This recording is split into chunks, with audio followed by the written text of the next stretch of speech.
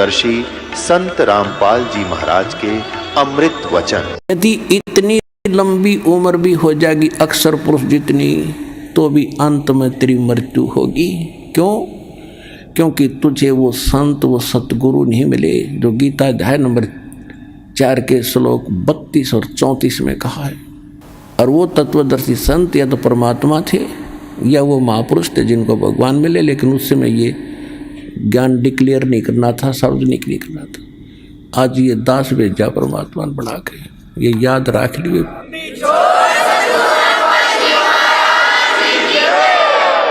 इतनी उम्र बुलंद मरेगा अंतरे। क्यों? क्योंकि सतगुरु लगे न कान न बैठे वो संतरे।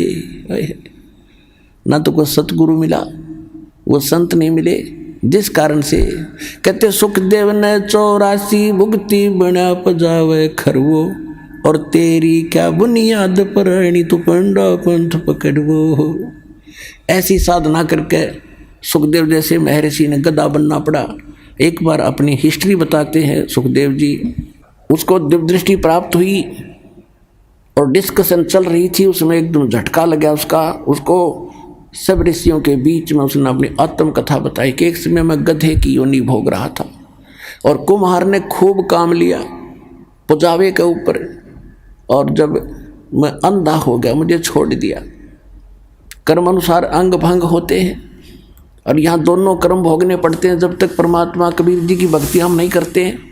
परमात्मा कबीर जी की भक्ति इस दास से प्राप्त होने के बाद आपके पूर्व के सारे पाप कर्मों पर क्रॉस लगा देगा, खत्म कर देगा, भगवान नष्ट कर देगा। जब ही सतनाम हृदय धरो बहो पाप को नाश, हृदय से चिंगारी अग्नि की या पड़े पुराने घास। 1000 टन घास पड़ा हो अड़ंगा और उसमें एक माचिस की सीख लगा दे, सारे ने फूंक कर राख बना देगी और चलेगी तेज हवा, कहीं की कहीं जगह पड़ेगी, ग्राउंड साफ हो जाएगा। जैसे सूरज के आगे बदरा ऐसे कर्म छयारे, प्रेम की पवन करे चितवंजन जल के तेज नयारे। आत्मा और परमात्मा के बीच में ऐसे पाप कर्म बाधा बने हुए हैं जैसे सूर्य के बीच में बादल हों और तेज हवा चलती है, उन बादलों को तितर बितर करके और वो स्वच्छ प्रकाश आप तक पहुंचा देती है। ऐसे बताते हैं कि जैसे सूरज के आगे बदरा ऐसे कर्म छयारे, और प्रेम की पवन और करे चितमंजन फिर झलके तेज नयारे। यानी ये सतनाम का जाप करें, आत्मा में प्यार जागेगा, आंसू आने लगेंगे, आपके टप पड़ा करेंगे। मालिक की चर्चा जरा सी शुरू होती, अभी तो हमारे अंदर वो अड़े पड़े हैं पाप कर्म, हमें अंदर से वो उस स्थिति में आने नहीं देते आत्मा को। और जब ये आत्मा उस स्थिति में आवेगी तो कहते प्रेम की पवन, और फिर करे चितमंजन, मालिक का शुक्र करे, याद रखे दाता ने, फिर झलके तेज नयारे, न्यारी रोशनी होगी, आत्मा भगवान की तरफ बढ़ेगी। तो क्या बताते हैं कि सुखदेव ने 84 भुगती बना पजावे खरवो, और तेरी क्या बुनियाद प्राणी तू पेंडा पंथ पकड़वो।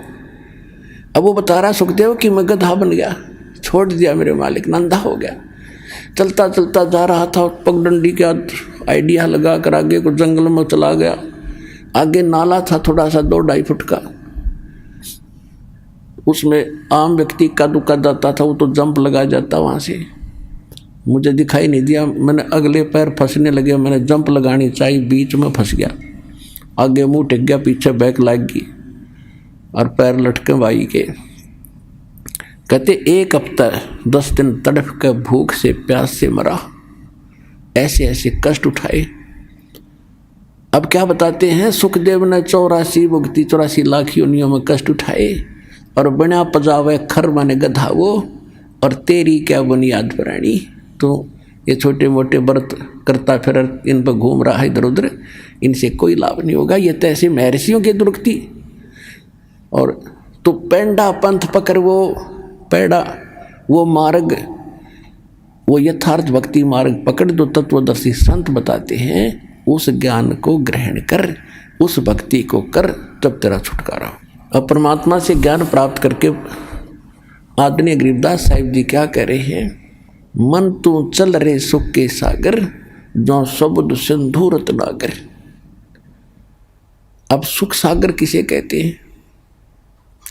शंखो लहर मेहर की उपज, कहर नहीं जा कोई, दास गरीब अचल अविनाशी, सुख का सागर सोई। शंखो लहर मेहर की उपजे। जैसे मेरे दास के साथ तो बहुत बार ऐसी घटनाएं हुई है, कभी पहले भी नाम लेने के बाद तो बहुत ज़्यादा होता है।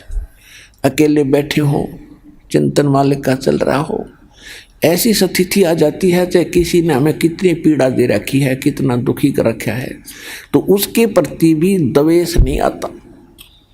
ऐसी सब अपनों सा दिखाई देता है, कोशिश करके भी नहीं होता, और वो होती है थोड़ी सी देर की। उसके बाद 100 कोशिश कर लेते हैं उस तरह स्थिति में आने की, नहीं आ पाते हैं। तो वह मेहर की लहर थी, उसके जाने के बाद कहर की लहर शुरू होगी। उसने ऐसे क्यों कर दिया, उसे वैसे क्यों बोला, वो करना है, वो रह गया, वो नुकसान हो गया, उसने वो ऐसे चलेंगे, वो करेंगे, ये कहर की लहर टूटी होगी शुरू। तो कहते हैं वह शंखों लहर मेहर की उपजे, वह ऐसा भाव रहेगा। और कहर नहीं जा कोई दुख नहीं, कोई कष्ट नहीं।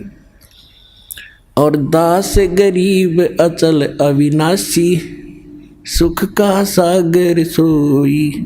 अब क्या कहते हैं? मन तू चल रहे सुख के सागर, जहाँ शब्द सिंधु रत्नागर।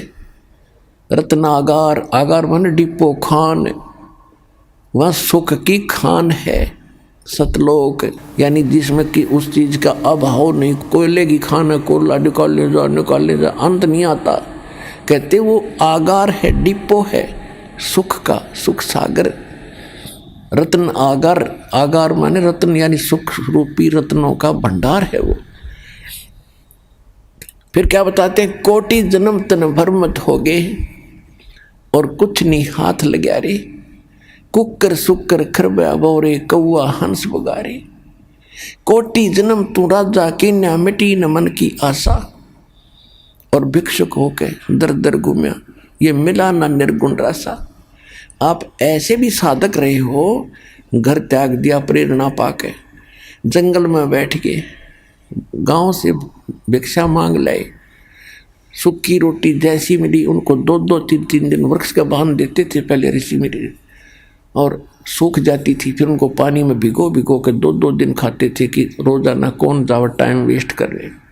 कैसे ऐसे कहते ऐसे कठिन तप साधना भी तूने की, जिसके कारण आप इंद्र की पदवी भी प्राप्त कर ली, स्वर्ग का राजा बने, पृथ्वी के राजा बन गए। आप ब्रह्मा विष्णु महेश की भी पदवी प्राप्त आपने कर ली, लेकिन आपका यो जन्म मरण नहीं मिटा, यो कष्ट नहीं मिटा इस सत्य साधना के ना मिलने से।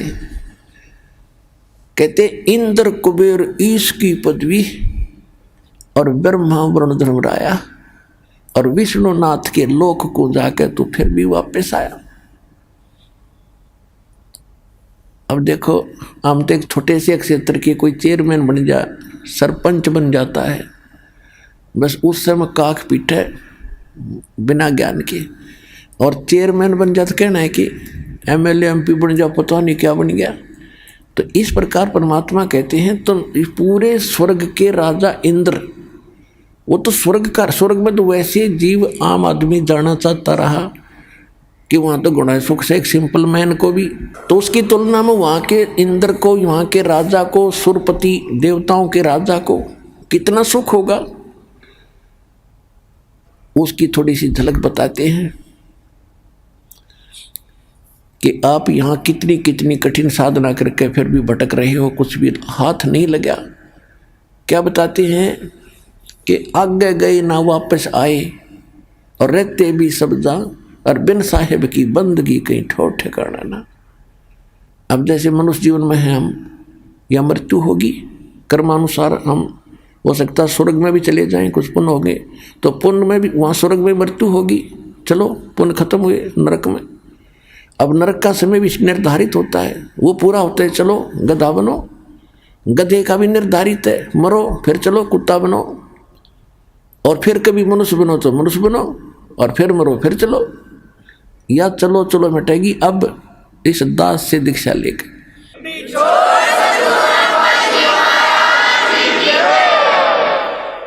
तो क्या बताते हैं कि एक समय मार्कंडेय ऋषि, देखो गीता अध्याय नंबर 4 के श्लोक नंबर 25 से लेकर 30 तक यही निर्णय दिया है कि जो भी जैसी साधना करा, कोई ब्रह्म साधना करता है, कोई देवताओं की पूजा करता है, कोई हठ योग करता है, कोई तपस्या करता है, कोई स्वाध्याय करता है, कोई अहिंसावादी तीक्ष्ण व्रत जैसे मुंह पर पट्टी बांध कर नंगे पांव फिरना, इसी को मोक्ष मान रहा है।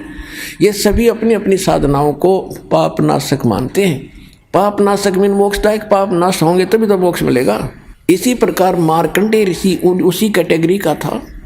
उसने ब्रह्म साधना को सर्वोत्तम मान रखा था। इन ऋषियों को ब्रह्म से ऊपर ज्ञान नहीं था, तो फिर भी उसने घोर तप कर रहा था बंगाल की खाड़ी में। अब जो स्वर्ग का राजा बनता है वो बहुत ज़्यादा या तो कोई पुण्य धर्म कर रखे हो, यज्ञ 100 यज्ञ करनी पड़ती है उसको, 100 मन देसी घी उसमें एक बार में लगाना होता है। उसकी कुछ टर्म कंडीशन होती हैं कि 100 यज्ञ करे तब तक वो कोई कंडीशन नहीं फेल होनी चाहिए। यदि उसकी कोई भी वह कंडीशन भंग होगी तो वो फिर नए सिरे से करनी पड़ती है। ऐसी उसमें बहुत भयंकर मर्यादाएं हैं। और दूसरी प्रकार से इंद्र बनता है तप करके, और उस तप के दौरान यदि उसका तप भंग हो जाता है, खंड हो जाता है, तो फिर नए सिरे से उसको करना पड़ता है। और जो इंद्र की पदवी पर इंद्र बैठा है, स्वर्ग का राजा, उसको एक इंस्ट्रक्शन और होती है कि यदि तेरे शासन काल में यदि कोई अन्य प्राणी ने पृथ्वी पर इंद्र की पदवी प्राप्त करने योग्य तप कर ले, या राजनीति है वहां तक चलती है, तो तुझे पद से हटा के बीच में हटा देंगे और उसको वो पद दिया जाएगा। ये तेरी जिम्मेवारी है कि उसको तप नहीं होने देना, ये उसकी मजबूरी बन गई। तो इंद्र राज तो करे है, उसके साथ यह टेंशन साथ रहती है कि कोई ऐसा तप ना कर ले जिससे मेरी इंद्र की पदवी भंग हो जाए। जैसे विश्वामित्र लगा था तप करने, उसके पास स्वर्ग से एक उर्वशी भेज दी और उससे शादी करवा ली। एक लड़की होगी, 6 महीने बाद घेर कर लड़की ने भागी, मेरा काम पूरा हुआ ऋषि जी, संभाल तेरी बेटी ने। तो ये सब इंद्र का जाल है, इस काल का जाल, इस इंद्र ने ये सब कर रखे हैं। इसको सतर्क रहना पड़ता है। इसने सब जगह अपने गुप्तचर छोड़ रखे होते हैं। तो गुप्तचर ने आके बताया कि एक मार्कंडेय नाम के ऋषि बैठे बंगाल की खाड़ी में, बहुत समय से तपस्या कर। इंद्र ने सोचा बड़ा तगड़ा संत है, उर्वशी भेज दी, उसको कुछ सिद्धियां दे दी, ऋषि के आसपास ऐसा वातावरण बना दिया खूब नॉर्मल सा, बसंत जैसा, और ऐसी मीठी मीठी सारंग अपने आप आवाज़ें आने लगी जैसे साज बजते हैं, यानी उसको प्रेरित करने के लिए। और स्वयं सामने थोड़ी सी दूरी पर डांस करने लगी। ऋषि की आधी आंखें खुली थी, आधी बंद थी। वो खूब डांस वगैरह करके थक ली। तो उसने देखा कि ऋषि टस से मस नहीं हो रहा और देख भी रहा है।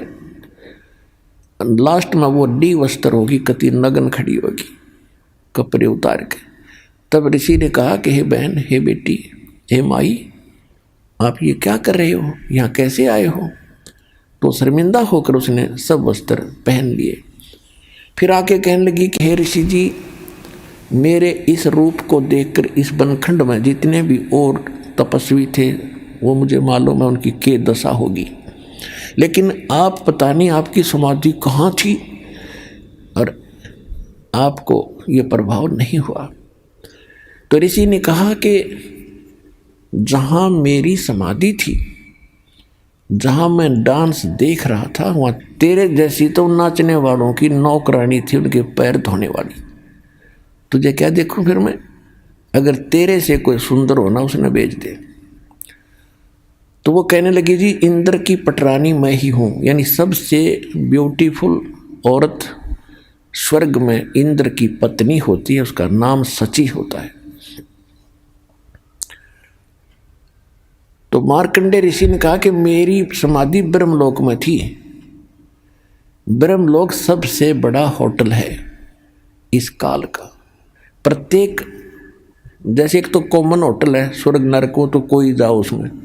एक विष्णु के लोक में विष्णु का पुजारी जाता, वहाँ एक रेस्टोरेंट है, वहाँ ये बकवाद है और स्वर्ग क्या है। तो ये सबसे ज़्यादा कॉस्टली और सबसे ज़्यादा बकवाद उस ब्रह्मलोक में है। तो मार्कंडे, अब जैसे आप देखते हो, हम अब देखो हमने देखा करते, एक देखा हमने बड़े ऊंचे से टीले पर बैठा एक साधु, जब ये ज्ञान नहीं था, और चमटा गाड़ रखा, धूना ला रखा, और लोग जाओ कोई दूध का लोटा ले जा रहा है, कोई कुछ ले जा रहा है, और दर्शन करें जा के माथा टेके, दूर तक दिखे। अब उसके बारे में इस सूक्ष्म वेद में बताया है गरीबदास साहिब जी ने कि डिम्ब करें, डिम्ब माने पाखंड ढोंग करें, और डूंगर चढ़ें, डूंगर माने ऊंचे स्थान पर बैठेंगे ये, ताकि दूर तो सब न दिखूं मैं कुछ कर रहा हूं, और अंतर झीनी झूल जग जाने ये बंदगी करे, ये बों सूल बबूल, ये तो खोटे खोदे थे, इनको ज्ञान ही नहीं था। तप करें, तप से अगले जन्म में राजा बने, राजा ने खोटे कर्म करे, अगले जन्म में नरक। तपेश्वरी सो राजेश्वरी, राजेश्वरी सो नरकेश्वरी, तप से राज राज मद मानव, सूक्ष्म वेद में लिखा है, और जन्म तीसरे फिर शुक्र स्वान। तो मार्कंडेय ऋषि तप कर रहा था, तो ये ब्रह्मलोक में इसकी समाधि चली। अब देखो आप कहीं बैठे हो, कहीं पर भी बैठे हो, 10-20 मिनट में मन ऐसी प्रेरणा करेगा, चलो वहाँ चलते हैं, वहाँ बैठते हैं, बैठने की चेष्टा करोगे तो भी ना बैठने दे। और आप चले जाते हो, सिनेमा देखने जाते थे पहले, अब तो नहीं जाएंगे हम, तो 3 घंटे का न्यों नहीं पता लग गया कितनी देर में गई, क्योंकि नई नई बकवास देखने मन को चाहिए, तो बैठा रहेगा। तो ये क्या करते हैं कि इनका कोई कमल खुल जाता है साधना से ऑटोमेटिक, कोई पिछले संस्कार से, पहले भक्ति युक्त लोग थे बहुत थे, अब ना खुलता किसी का, तो वो पुराने संस्कारों से वो खुल जाता था। तो उसमें वो क्या देखते हैं, जैसे टेलीविज़न ऑन हो गया आपका, कोई चैनल चाल पड़ा, तो उसमें वो कार्यक्रम रिले तो कहीं और से हो रहा, देख रहे हो टेलीविज़न में। तो ऐसे जो ब्रह्मलोक में डांस हो रहा था, उस ऋषि ने वहाँ दिखा था, वो सामने वो खुल कर सामने रिफ्लेक्ट हो जाता, जैसे डिस्प्ले पर आ जाता है। तो वो डांस देखा था, हम सोचा तपस्या कर रहा है, ना मन टेकन दे इन्हें, तो ऐसी थी इनकी तपस्या, मूर्ख बना। आप भी बड़े से हम इनके पीछे लगे रहे, बड़े सिद्ध पुरुष हैं। इसलिए जब उसने इस औरत से भी सुंदर औरतें वहाँ दिख रही थी, टारगेट इसका वहीं जाने का था कि इस नाम के जाप से साधना से वहाँ जाऊँगा, फिर इनको वहाँ मिलेंगी मुझे। और ये नाम भगत क्या करते, इनका टारगेट क्या था, तो ये भगवान की रोशनी से आपको दाना दाना समझ में आओगा इसका पूरे अध्यात्म मार्ग का, सब कर्मों का, सब अध्यात्म ज्ञान का। अब मार्कंडेय ऋषि कहने लगा तेरे से कोई सुंदर हो उसको भेज, तो कहने लगी मैं इंद्र की पटरानी मैं ही हूँ। तो उसने कहा कि जब इंद्र मरेगा, ऋषि ने कहा, उसको पता था कि इंद्र की आयु कितनी है, 72 चतुर्युग, 72 चतुर्युग। इंद्र यानी ब्रह्मा के एक दिन में 14 इंद्रों की मृत्यु हो जाती है। ब्रह्मा जी के 1008 वर्ष की पूरा एक दिन होता है, वैसे लंपसम इसको 1000 वर्ष मान लेते हैं। जैसे 365 से 1/4 दिन का अपना वर्ष होता है, इसको हम 365 का मान ले हैं। तो इस प्रकार 72 चतुर्युग तक वो इंद्र का राजा रहेगा, स्वर्ग का राजा इंद्र बना रहेगा। और मार्कंडेय ऋषि को पता था कि इसकी मृत्यु होगी, इतना इनको ज्ञान था। तो इसने कहा, उस औरत से कहा, उस उर्वशी से कहा ऋषि ने कि इंद्र मरेगा तो तू क्या करेगी, तो भी तो मरेगी, तो भी मरेगी। कहने लगी मैं 14 इंद्रों को वरूंगी। अब हिसाब लाइयो पुण्यात्मा, ये 2.5 घंटे सुबह 2.5 घंटे शाम बैठ के अटपट करके सोचो मोक्ष प्राप्ति कर लेंगे। मंत्र ये है नहीं जो मूल मंत्र दास के पास है। तो कहने का भाव यह कि इतनी तपस्या, इतने पुण्य किए थे उस पुण्यात्मा ने, जो इंद्र की पटरानी बनी हुई है, उसकी कितनी 1000 चतुर्युग की आयु थी उसकी, 1008 चतुर्युग की। क्योंकि कह रही है कि इंद्र मर जाएगा, मैं न्यों की न्यों रहूँगी, नेक्स्ट इंद्र वहाँ आएगा तपस्या करके, वो मेरा पति होगा। यानी मैं तो स्वर्ग की रानी पटरानी बनी रहूंगी इतने समय तक, इंद्र मरते रहेंगे। तो मार्कंडेय ऋषि ने कहा कि वो 14 इंद्र भी मरेंगे, और फिर तू क्या करेगी कि जितने इंद्र मैं वरूंगी वह तो गधे बनेंगे मृतलोक में, और फिर बाद में मैं गधी बनूंगी। तो मार्कंडेय ऋषि बोला फिर मुझे वहाँ क्यों ले जा रही थी कि मैं अपनी इज्जत रखने के लिए, यदि मैं हार कर जाऊंगी तो मैंने दुआगन करेंगे, मुझे दंड देंगे, मजाक करेंगे, मेरी बेइज्जती करेंगे, तू हार का आएगी। मार्कंडेय ऋषि बोला तू आज भी गधी 14 खत्म करेगी, और मरने के बाद तू स्वीकार कर रही है कि मैं गधी बनूंगी, वो गधे बनेंगे। सारी भी इज्जत की ठेकेदारी बन रही है अपनी इज्जत रखने के लिए। तो यह सब की बुद्धि भ्रष्ट हो रही है पुण्यात्माओं। अब इतने में इंद्र आ जाता है और आके कहा कि हे बंद नवाज, आप जीते हम हारे, इंद्र की गद्दी प्राप्त करो। मार्कंडेय ऋषि कहता अरे इंद्र का राज मेरे लिए तो काग की बीट है, मुझे नहीं चाहिए ये। आजा तुझे इंद्र ऐसी विधि बताता हूं कि आप ब्रह्मलोक में चले जाओगे, वह हजारों युगों तक और मौज करोगे, बहुत लंबा समय है। अब इंद्र क्या कहता है कि महाराज जी फिर देखेंगे, तो मौज करने दे। पुण्यात्माओं सबकी बुद्धि पर पत्थर पड़ गए। अब आप किसी व्यक्ति मित्र को जिसने समय पर टूक मिलते हो, अच्छी पोस्ट हो, थोड़ा बहुत धन हो, सामने घुट्टी लगा ले, तो उसको जाकर आप यूँ कहो कि भाई चलो भक्ति कर लो, ऐसे हो जाएगा वैसे हो जाएगा, और फिर ज्ञान तो आपको पता ही है कि गधे बनेंगे कुत्ते बनोगे। तो कहता फिर देखेंगे तो मौज करने दे। फिर के देखा गधा बने पास तो कुम्हार देखेगा, कर्म मारेगा, लठ तेरा 2.5 मन का बोरा धरेगा। देखना अब देख मूर्ख, ज्ञान सुन समझ और छोड़ बुराई ले, नाम भक्ति कर भगवान की। अब देखना है, फिर क्या देखेगा। तो ये इंद्र का बीमारी, वो राज ना छूटे, गुट्टी ना छूटे, वो ठाठ ना छूटे, वो जी फिर देखेंगे। अब कुछ दिनों के बाद इंद्र फिर आया। मार्कंडेय ऋषि एक चींटियों के कीड़नाल को देख रहा था। चींटियां कोई दूर जा रही थी, कोई दूर जा रही थी, वहां बैठा था काफी समय से। इंद्र का फिर टेंशन होगी, ये कौन ऋषि बैठा है, फिर तपस्या पे बैठ गए। तो उसने तुरंत आकर देखा ये तो मार्कंडेय ऋषि है। मार्कंडेय ऋषि से पूछा महाराज क्या देख रहे हो चींटियों में। मार्कंडेय ऋषि बोला कि मैं ये देख रहा हूं कि इन चींटियों में कितनी चींटियां कितने बार इंद्र की पदवी प्राप्त कर चुकी हैं। कि चींटियां और इंद्र की पदवी, हाँ जी। तो क्या देखा आपने कि इस इतने लाखों की संख्या में एक चींटी ऐसी है जो केवल एक बार इंद्र की पदवी पर रही है, क्योंकि सबके पिछले संस्कार कोड वर्डों के अंदर लिखे हुए हैं, सबके अंतःकरण में जमा है। और ये डिस्प्ले जिसका चालू है अंदर का, ये सब के अंदर है मनुष्य में। तो सब उसका जिसका चालू हो गया कनेक्शन ठीक है, तुरंत बाहर देख लेगा उसका जो क्या हो रहा क्या नहीं, प्रत्येक प्राणी का। ऐसे ऋषि लोग पहले ये बताते रहे कोई भविष्य और भूत की कथा, लेकिन इसे कोई जटबट का कोई फायदा नहीं हो। तो हो लिया और होगा तो होएगा, इसमें वो चेंज नहीं कर सकते थे। चेंज तो ईब होंगे इस परमात्मा कबीर जी की रजा से। अब छुटकारा भी होगा।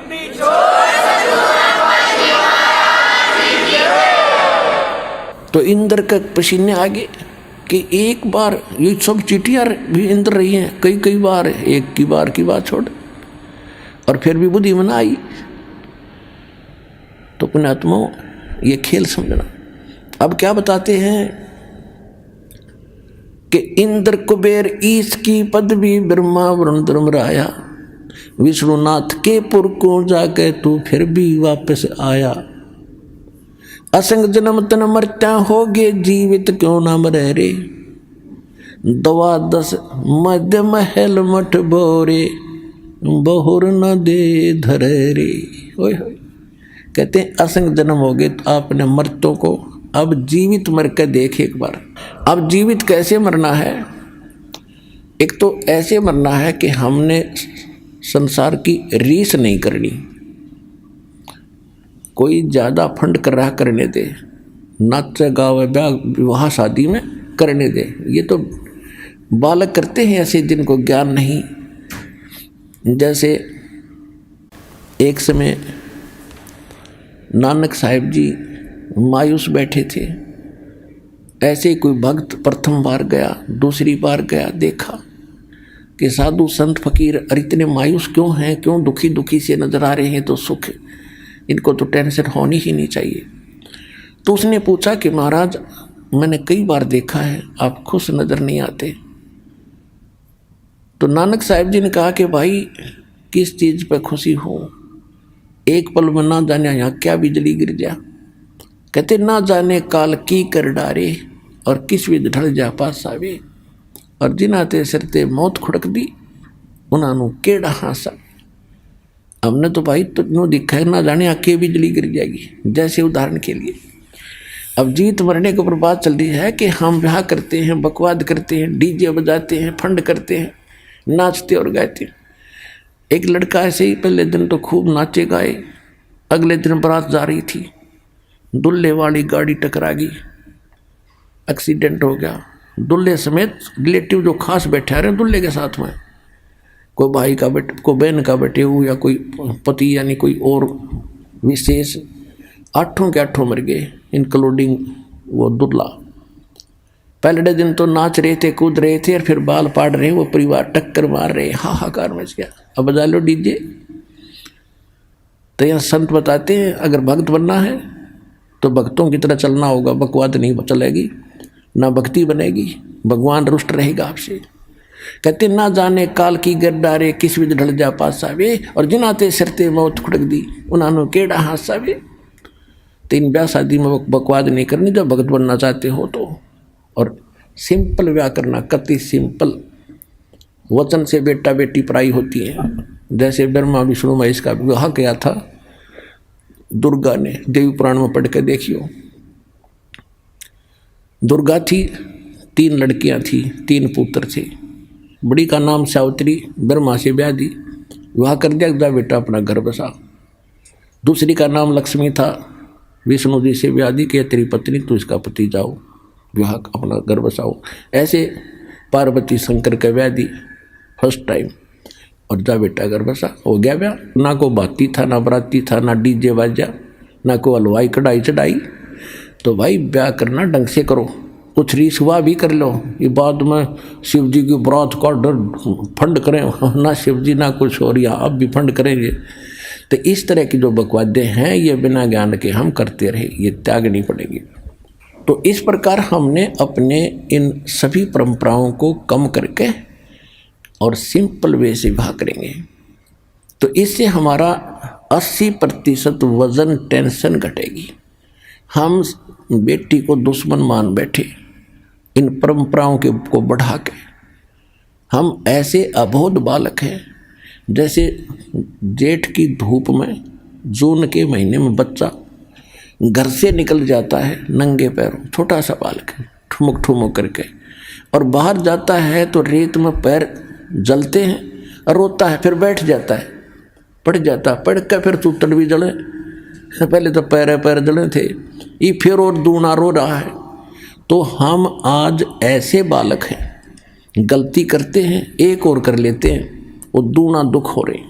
तो हमने इनसे बचना है, इन परंपराओं में नहीं फंसना है, तभी हम भक्ति कर सकेंगे। हम यात्री हैं, हम सफ़र कर रहे हैं अपने भक्ति पर, और यात्री ज़्यादा वजन लेकर नहीं चल सकता। जब सारे घर ने ठा के चले तो किसा समझदार होगा वो।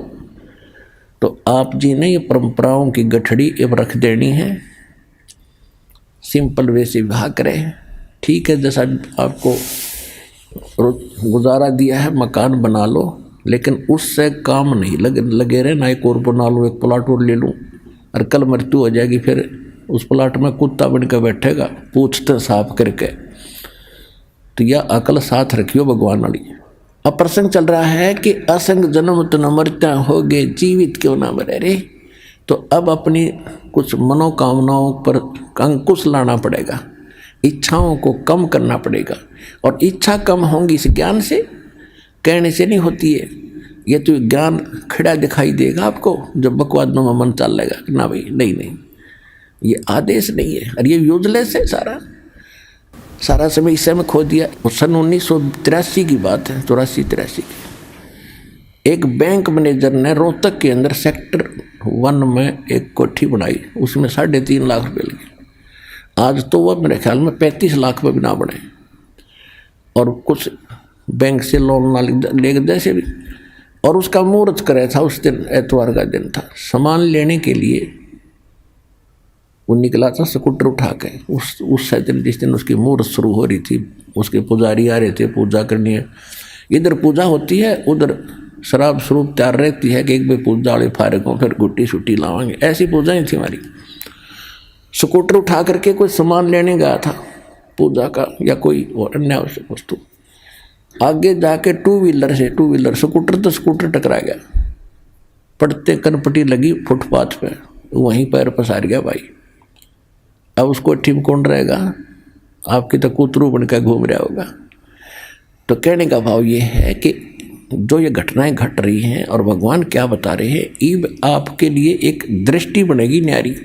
तो इस नज़र को देखकर फिर आगे चलना सफर में। अब क्या बता रहे हैं परमात्मा कि असंग जन्म तना मरत्या होगे, जीवित क्यों ना मरे रे। और 12 मद महल मठ बोरे बहुर ना दे धरे रे। जीवित एक तो ये मरना है, संसार की चोचले देख के हमने उधर नहीं देखना ना चलना, तो हम जीवित मर गए। जो भगवान दे रहा है, परमात्मा ने यहाँ तक कह रखा है कि लुक्खी सुखी खा के ठंडा पानी पी और देख पराई चौपड़ी मत ललचावे जी। जय तू चावे चौपड़ी तो बहुत करेगा पाप है। भगवान ने जो तुझे दे दिया है उसको संतोष के साथ ग्रहण कर। यदि इसे हटकर कुछ करेगा तो पाप पकड़ के प्राप्त कर सकता है, और ये पाप हमारे दुश्मन है, हम क्यों करेंगे। और फिर क्या कहते हैं कि जीवित मरना दूसरी टाइप ये है, जैसे आप सत्संग में नहीं आते हो। किस लिए नहीं आते हो? क्योंकि काम खराब हो जाएगा, कोई जरूरी कार्य है और वो उसमें दिक्कत आ जाएगी। अपना आत्मा एक व्यक्ति रात्रि में नाइट सर्विस पर जा रहा था और उसने जल्दी थी कि वापस आऊँगा, और वापस आकर ये काम मेरे अधूरे हैं, इनको पूरे करूँगा। इसलिए रात को भी अपने उसमें काम में ही यूज लिया कि वो काम कराऊँ, फिर ये ज़रूरी काम दिन में करूँगा। और रास्ते में नाइट सर्विस एक्सीडेंट होगी, वो वहीं मर गया। वो रह गए धीरे धीरे आवश्यक काम जिसके लिए रातों नहीं पड़ा था। अब आप जब वहाँ से चलते हो तो ये खुरापात काल पैदा करता है, कई प्रकार के करता है। परमात्मा ने हमें सतर्क रखा है कि मात पिता सुत स्त्री आलस बंधु कान और संत मिलन को जब चले ये अटकावा आने। इनका अटकाया अटके नहीं, डटे नहीं, और आता है वो आवागमन सा। मात पिता सुत स्त्री, छोटे बच्चों के लिए जिन माता पिता को ज्ञान नहीं है वो बाधक बनते हैं। कहाँ जाता है? तीसरे दिन भाग जाता है। तू पढ़ता नहीं है, तो नौकरी नहीं करता है, नाश होएगा, है तो बर्बाद हो जाएगा। और जिनके माता पिता को ज्ञान है वो बाप, वो बच्चे बाप बन जाए, फिर कहाँ जाओगे? बूढ़े हो रहे हो कि तो गिर जाओगे, चोट लग जाएगी, क्या रखा है? वो तो नास्तिक है, वो सब उठपट बताता है। अब माता पिता को ज्ञान हो गया और बच्चों के वश हो गया, किराए में मांग करना, फिर भी जैसे तैसे वो आता है, उनका अटके नहीं। अब किसी की स्त्री बाधक बनती है, ज़्यादातर बहनें बाधक बनती थी, पहले ज्ञान नहीं था। अब तुम्हारी बहनें बल्कि आगे आ रही हैं, ज्ञान से पता होता है। तो उनको डर रहता था, जो कहीं जाता है ज्ञान की बातें सुनता, कहीं छोड़ कर भाग ना जा, बाबा ना बढ़ जा और तू जड़ जा। इसलिए वो स्त्री बहुत बाधा करती थी। अब बहनों को ज्ञान है, ये आगे को आती हैं, तो पति को ज्ञान नहीं है तो वो बाधक बन जाता है। क्या नहीं जाएगी वहाँ पर, क्या रखा है वहाँ पर, तीसरे दिन भाग जाती है, ये है। या फिर आलस फिर देखेंगे इब का नहीं चलती सत्संग अगले हम चलेंगे। एक बार हमने सत्संग रखा था, स्टार्ट किए थे, दूसरा ही सत्संग था, खुले सत्संग शुरू किए जो 5-5 दिन के 7-7 दिन के। एक कोई कर्मचारी था भगत, तो उसने अर्जी लगाई कि छुट्टी मिल जाए भगवान, सत्संग में जाऊंगा। छुट्टी मिल गई,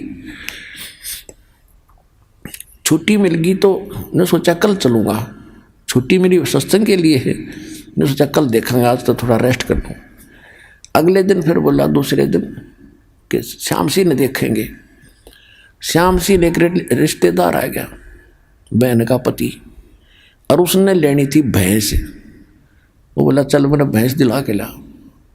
अब उसने ना नहीं कर सकता, तो पहले तो गांव में दिखाई, कोई पसंद नहीं आई, फिर दूसरे गांव में, फिर तीसरे गांव, यानी 7वें दिन बिना भैंस लिए दोनों वापस आ गए। इतना सत्संग पूरा हो लिया। तो जब उसने यो ज्ञान सुना, जब ने बोला जी आलस मार गया मैंने, कहते आलस कर लिया, तो फिर देखूंगा, तड़को देखूंगा, परसों देखूंगा। तो और शाम ने भी नीत नहीं थी, कल देखूंगा, ये सोच रहा था। जब लेट से हो गया, इतना मुँह आ गया, और 7 दिन धक्के खाता फिरा, कि गोबर में बड़ा, कि कहीं किसी का सोया, कभी रोटी मिली ना मिली, पैदल चले। वो 7 दिन मेरे बिरान माटी में गए, 6 दिन। अरे कान पकड़ दिया, सीधा आया करूँगा, ले छुट्टी मिलते बा क्या करूँगा।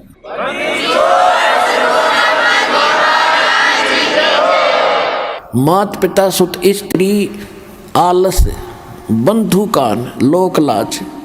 लोक लाज क्या है भाई? कहाँ जाते हो? सतलोक आश्रम बरवाला, जिला हिसार, हरियाणा में।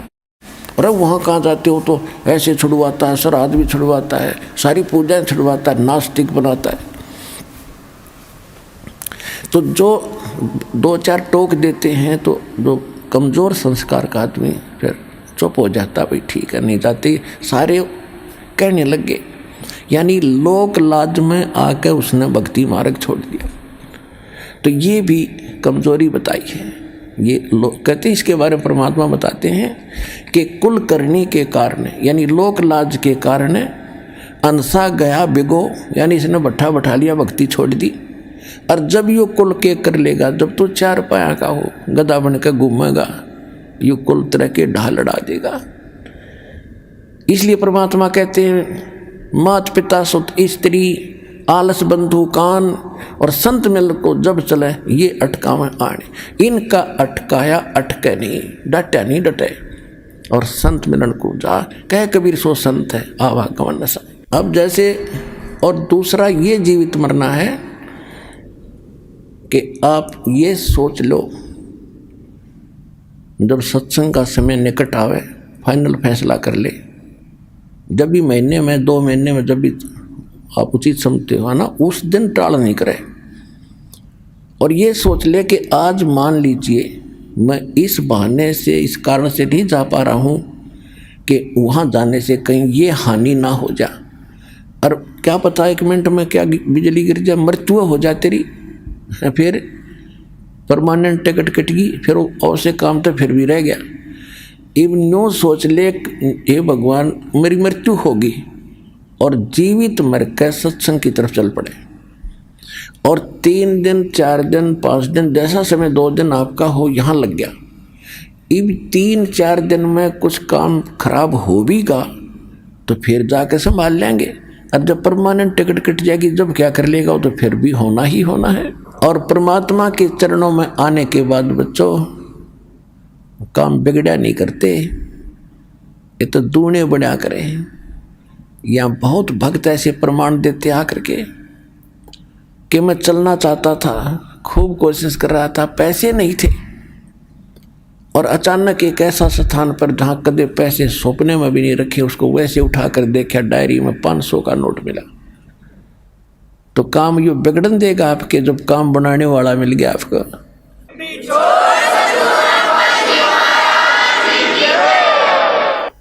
अब क्या बताते हैं, असंग जन्म तन मरता होगे, जीवित क्यों ना मरे रे। ये जीवित मरना है। और 12 दरमद मैल मठ बोरे बहुर ना दे धरे रे। अभी तक आप जी 10वां द्वार सुना करते थे। और एक यू जम्मू के अंदर रांजड़ी में मधु परमहंस नकली कबीरपंथी। इसने किताब पढ़ ली कबीर साहब की वाणी में, 11वीं खिड़की पागी, गर्मा द्वार किसी को नहीं पता, मुझे पता है। पता उसमें तो 12 द्वार लिखे हैं, इनकम्प्लीट नॉलेज है आपका। तो वो 12वें द्वार हैं कहाँ, इन्हें वो ही नहीं पता। क्या बताता हो कि 10 द्वारतों की तो सतिथि है और 11वें द्वार की कोई सतिथि नहीं। जैसे नाक है, नाक की सतिथि है, वो नहीं, वो तो वैसे ही है, वो में ज्ञान हो तो वैसे हो। अब क्या बताया कि जैसे 21 ब्रह्मांड का जो क्षेत्र है, एक ब्रह्मांड का जो क्षेत्र है, ये 10वें द्वार पार करके इस ब्रह्मांड से पार हो जाते हैं। इसके बाद इसी काल के जाल में ही रहते हैं। 11वां द्वार है जो 21वें ब्रह्मांड को पार करेंगे काल के, और 7 संग ब्रह्मांड का अक्षेत्र शुरू हो जाएगा, अक्षर पुरुष का, वो 11वां द्वार है। और अक्षर पुरुष के अक्षेत्र से पार करके सतलोक में प्रवेश करेंगे, वो 12वां द्वार है। ता गरीबदास जी कह रहे, 12 दर महल मठ बोरे, ए भोले आदमी, वो तो 12वां द्वार पार करके वो स्थान है, शाश्वत स्थान, जहाँ बोर ना दे धरे रे, जहाँ जाकर फिर जन्म मृत्यु नहीं होती। गीता अध्याय नंबर 15 के श्लोक नंबर 4 में कहा है, गीता अध्याय नंबर 18 के श्लोक नंबर 62 में कहा है। वो स्थान तो 12वां द्वार पार करके है।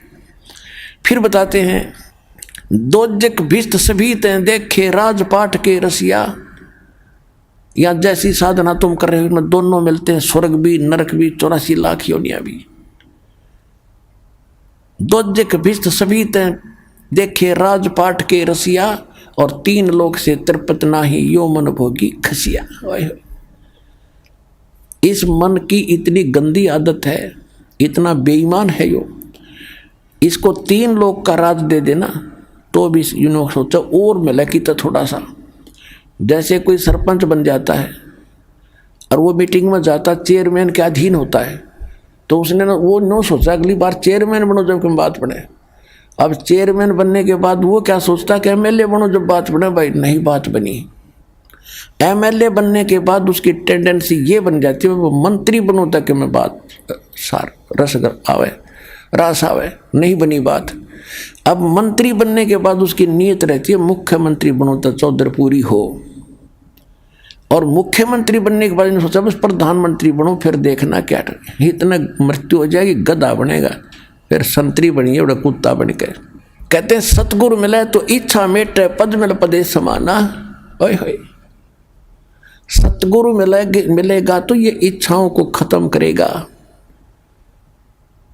और पद मिल पदे समाना। जैसे आपको बताया था कि सारे असंख्य ब्रह्मांडों रूपी बाग का मालिक है कबीर भगवान, और उस बाग के मालिक का माली गरीबदास आए। उन्होंने ऐसी जड़ी बूटी हमें बताई जो उस परमात्मा के, और ये दास बना दिया नौकर उस बाग के माली का, और आप उसके पौधे हो। ऐसी जड़ी दे दी कि आपको हरे भरे रखूंगा।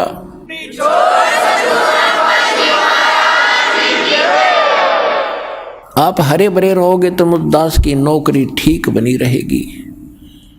अब जैसे बाग में माली का नौकर क्या देखता है, उसको इंस्ट्रक्शन होती है माली की तरफ से कि ऐसे पेड़ बाहर फैलता है, उसको साइडों से काट दे ताकि फले फूले सीधा चले। तो आपके अंदर जो बेमतलब की इच्छाएं हैं इस ज्ञान से ऐसे काट दी जाएंगी, नहीं सीधे चलो, बकवास छोड़ दो। सतगुरु मिले तो इच्छा मेटे, पद मिल पदे समाना, और चल हंसा उस लोक पठाऊं जो आदि अमर स्थान। ओए होए, आदि अमर शाश्वतम स्थान है कि सतगुरु मिलेंगे तो ये सब इच्छाएं खत्म करेगा। सबसे पहला काम ये होगा।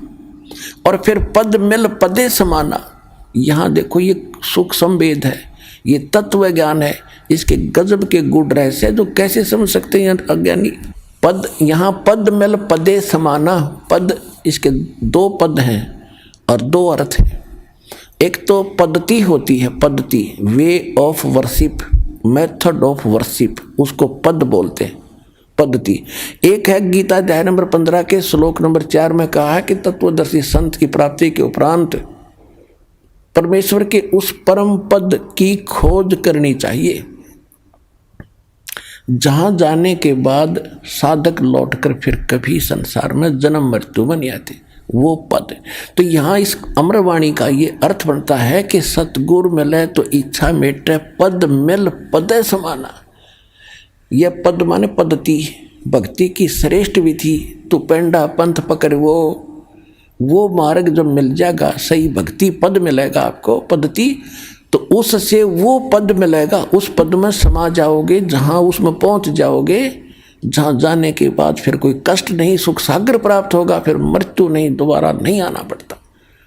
सतगुरु मिले तो इच्छा मेटे, पद मिल पदे समाना, और चल हंसा उस लोक पठाऊं जो आदि अमर अस्थाना।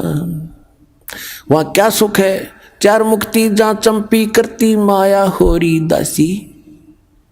अब हम चार मुक्ति सुना करते थे, वो चार मुक्ति स्वर्ग में होगी, महास्वर्ग में होगी, वहाँ खत्म हुआ, वो समय पूरा हुआ, फिर नरक में वो कहाँ गई? मुक्ति खत्म हुई, वो तो उनका समय निर्धारित है। और कहते हो वहाँ सदा तेरे चरणों में पड़े रहेंगे, वो सुख है। चार मुक्ति जहाँ चंपी करती माया होरी दासी, दास गरीब अब पद पर से, वो मिले राम अविनाशी। ओए होए होए।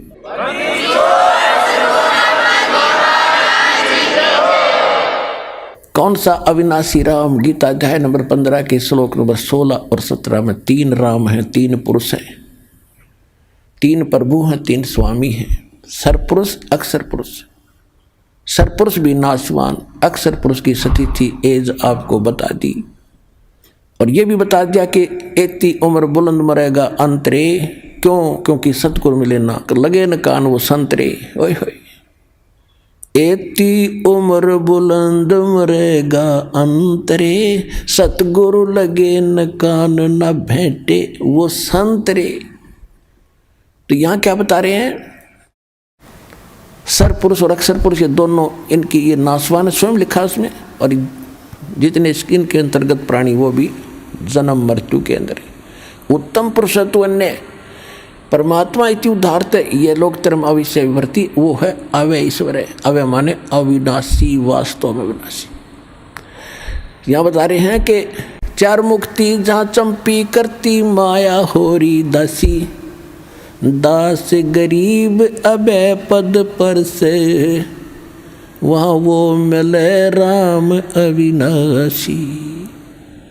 तो उसकी विधि इस दास के पास है, शीघ्र से शीघ्र ग्रहण करो, मर्यादा से भक्ति करो, अपना कल्याण करवाओ। बोलो सतगुरुदेव।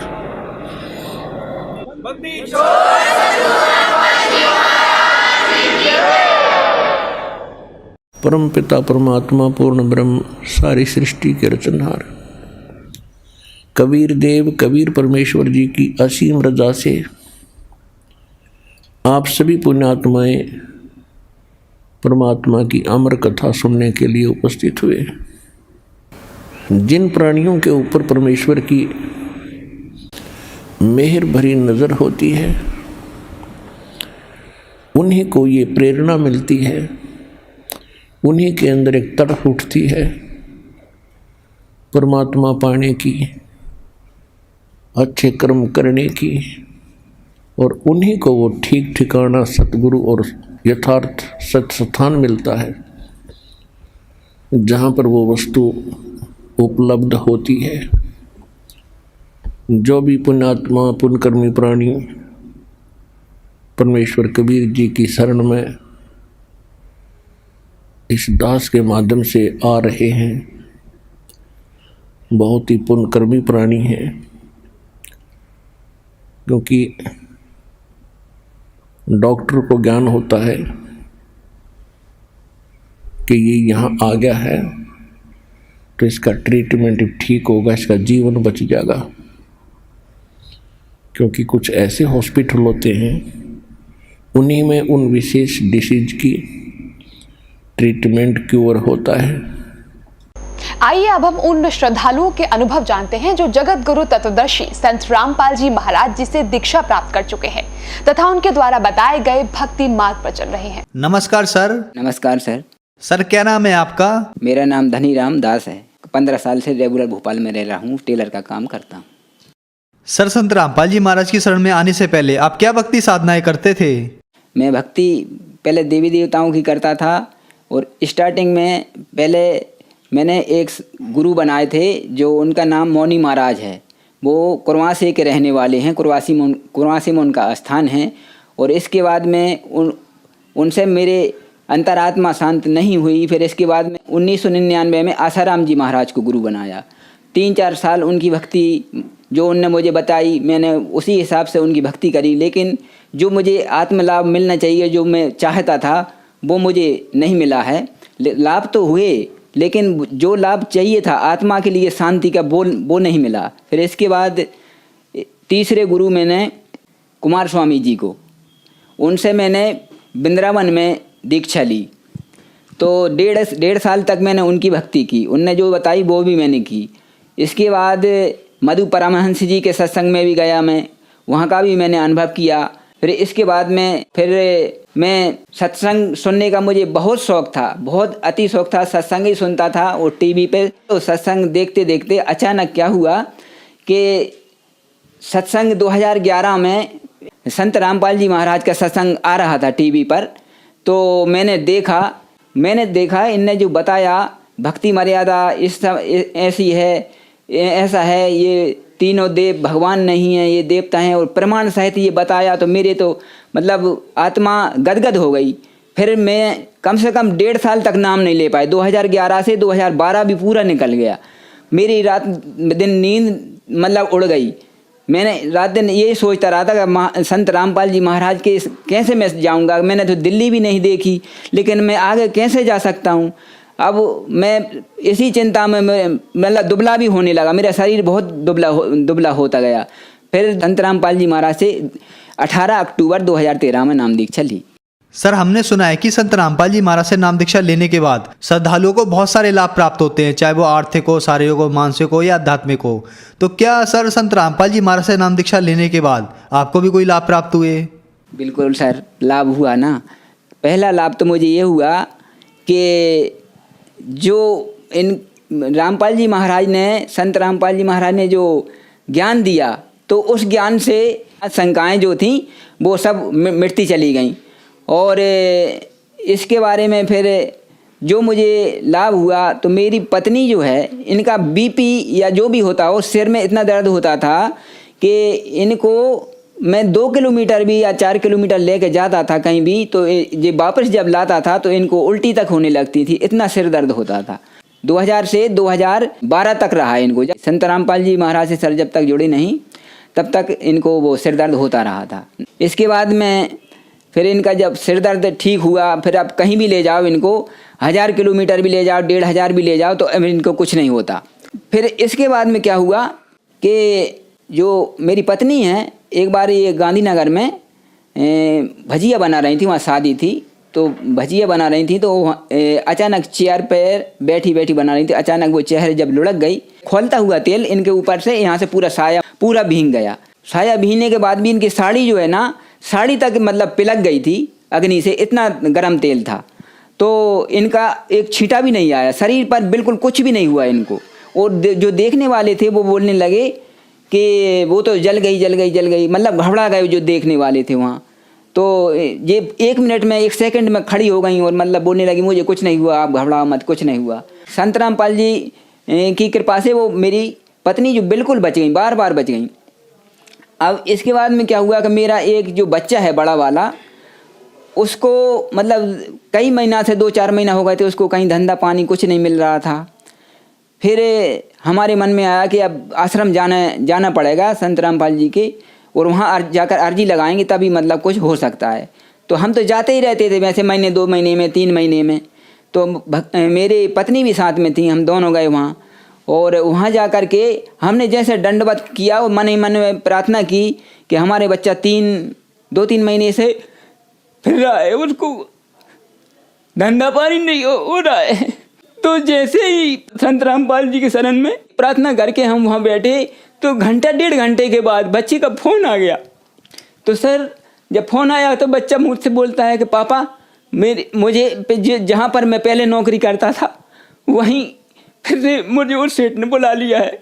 तो मैंने धन्य किया है संत रामपाल जी महाराज, आपकी कृपा से आने से ही मैंने जैसे दंडवत किया वो करके बैठा, वो तुरंत आपने सुन ली परमात्मा।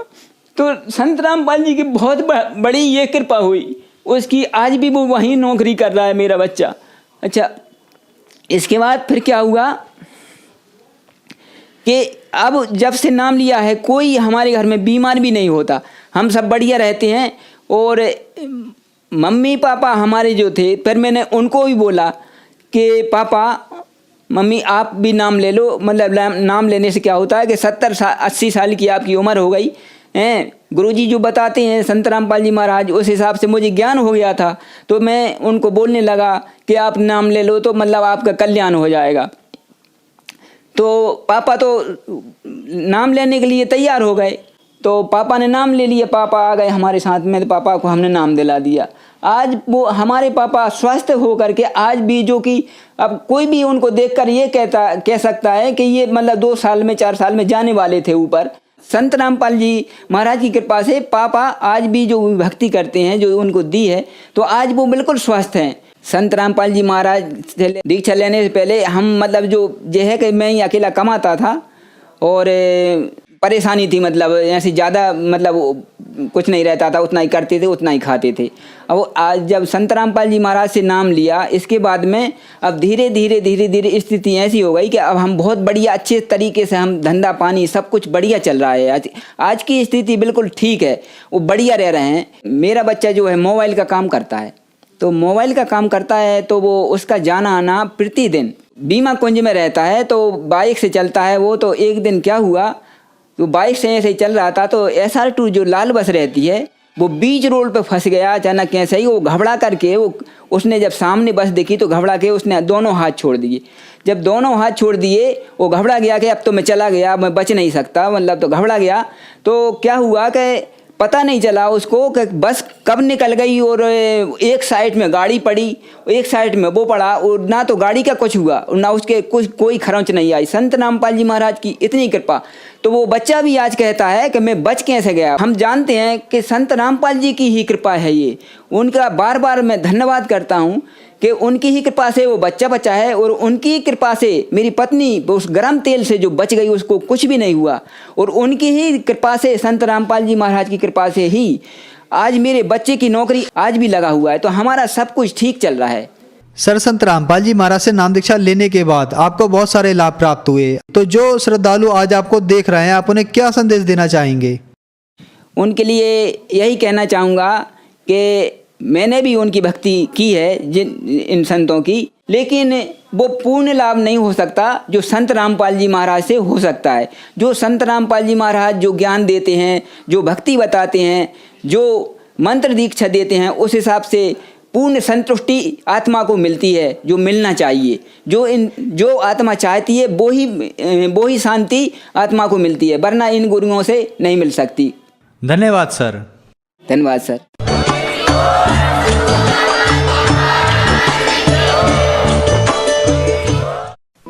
आप सुन रहे थे जगत गुरु तत्वदर्शी संत रामपाल जी महाराज के मंगल प्रवचन। अधिक जानकारी के लिए संपर्क करें